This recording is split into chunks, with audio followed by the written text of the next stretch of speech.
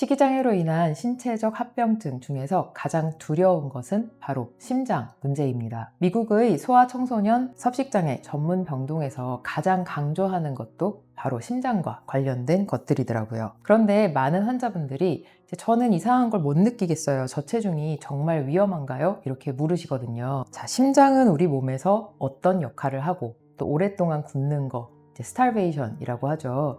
이때 심장에 어떤 변화가 일어날까요? 심장의 가장 중요한 것은 심근, 다시 말하면 심장 근육으로 이루어졌다는 사실을 잊어버려서는 안 됩니다. 심장 근육이기 때문에 모든 근육이 가진 걸 다 갖고 있는데, 특히 식이장애, 잘 안 먹었을 때 심장은 다른 근육처럼 그 기능을 떨어지게 되고 피를 짜내는 그 기능 자체를 감소하게 돼서 부정맥 때문에 일어나는 여러 가지 문제도 있고, 그래서 식이장애에서 심장은 아주 상당한 문제가 일어난다고 볼 수 있습니다. 자, 그런데 이제 임상에서 보면 BMI가 상당히 낮은 환자들도 나는 괜찮다, 몸이 별로 이상하지 않다 이렇게 느끼는 경우들도 많거든요. 이제 왜 이런 일이 생길까요? 지금 이제 우리가 현대 인류를 생각하면 안 됩니다. 우리의 몸은 과거에 2000년, 3000년, 10,000년 전에 고대 인류부터 쭉 진화된 그런 상황이거든요. 가장 중요한 것은 뭐냐면 상당히 굶어도 마지막까지 버틸 수 있게 된 것이 바로 심장입니다. 왜 그러냐면 심장은 위나 식도, 간, 모든 장기에 피를 보내는 곳이기 때문에 심장의 기능은 마지막까지 어떻게 해서든지 그 현상을 유지하려고 돼 있고 기능을 유지하게 되어 있습니다. 많은 사람들이 현재까지는 상당히 체중이 줄었는데도 이 사람이 잘 버틴다 이렇게 느끼지만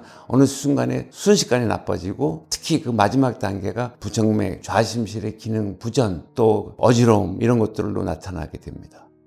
근데 심장이 이제 전체 장기에 혈액을 공급하는 역할을 하니까 이제 심장의 어떤 적응이나 변화가 다른 장기에도 영향을 미칠 거라고 생각이 되거든요.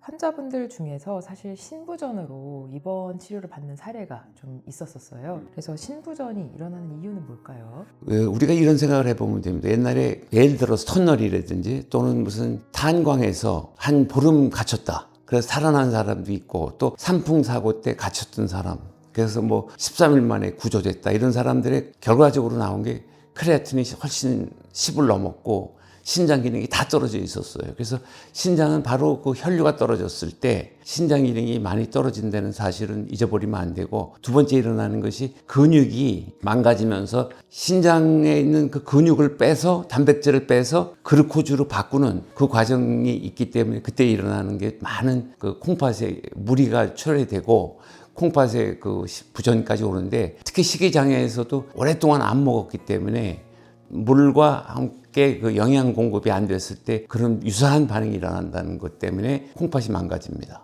네, 그러니까 말씀을 들어보면 이제 저체중 상태가 되고 나서도 이제 우리의 몸은 어쨌든 정말 이렇게 한계에 도달하기 전까지는 필사적으로 노력을 하는 그런 느낌이에요. 그래서 결국에 이제 증상이 없다는 거는 이제 우리 몸이 버티기 위해서 최선을 다한다는 의미인 동시에 또 굉장히 위험한 상태가 가려질 수도 있다는 의미일 것 같거든요. 제가 이해한 게 맞을까요? 특히 식이장애에서는 심장 기능이 정상이라고 해서 정상이라고 생각하시면 안 됩니다. 스타베이션이 오래 지속되더라도 마지막 단계까지는 거의 정상적인 혈류를 보내게 돼 있다는 사실을 잊어서는 안 됩니다.